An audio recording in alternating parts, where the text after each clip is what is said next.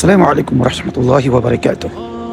Ang Allah subhanahu wa ta'ala ay ginagabayan niya ang mga taong nais niyang gabayan at nililigaw niya ang mga taong nais niyang iligaw. Kaya nga naman, sa lagi nating pagdasal sa araw-araw na 5 beses, lagi nating binabanggit ang ihdinas siratal mustaqim. Gabayan mo nawa kami parati sa matuwid na landas. Dahil mga kapatid sa Islam, hindi ibig sabihin na tayo ay nasa Islam na. Hindi ibig sabihin tayo ay mananampalataya ngayon ay ligtas na tayo sa kaligawan o sa mga gawaing maaring maligaw tayo.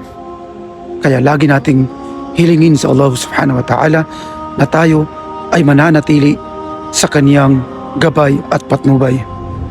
Allahumma muqallibal qulub, thabbit qulubana ala dinik. O Allah na siyang may hawak ng aming mga puso, gabayan mo o panatilihin mo ang aming mga puso sa iyong religion, sa iyong relihiyon. Kaya't mga kapatid sa pananampalataya, araw-araw magbibigay tayo ng paalala unang-una sa ating mga sarili, gayon din sa ating mga nakapaligid sa atin at sa ating kapatiran. Subalit, lagi nating tatandaan na ang atin lamang tungkulin ay ang iparating ang tunay mensahe ng Islam. Wa ma alayna illa al-balagul mubin.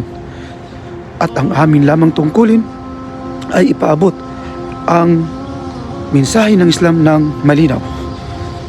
La ikraha fid din. Walang sapilitan sa pananampalataya. Hindi natin kayang pilitin ang tao na maniwala. Hindi natin kayang pilitin ang mga kamusliman na sila'y sumunod. Mayroon po tayong tinatawag na kalayaan. Mayroon tayong kalayaang pumili na sumuway at mayroon tayong kalayaan na pumili na sumunod sa kautusan ng Allah subhanahu wa ta'ala. Kaya't nga naman, sa mga hindi mananampalataya na laging nag-aakay sa atin na makilahok sa kanilang mga pagsambang, malaking mga pagsamba, sa kanilang mga gawaing pagtatambal sa Allah subhanahu wa ta'ala.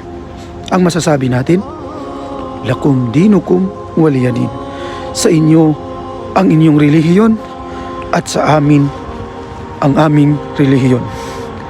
Ang mahalaga ay naiparating namin sa inyo ang katuruan ng Islam na kung kaya pagdating sa araw ng paghuhukom ay hindi ninyo kami masisisi na alam namin o nasa amin ang katotohanan at hindi kami tatanungin ng Allah subhanahu wa ta'ala papatungkol sa kaalaman na mayroon kami nakatiting lamang subalit nasa katotohanan.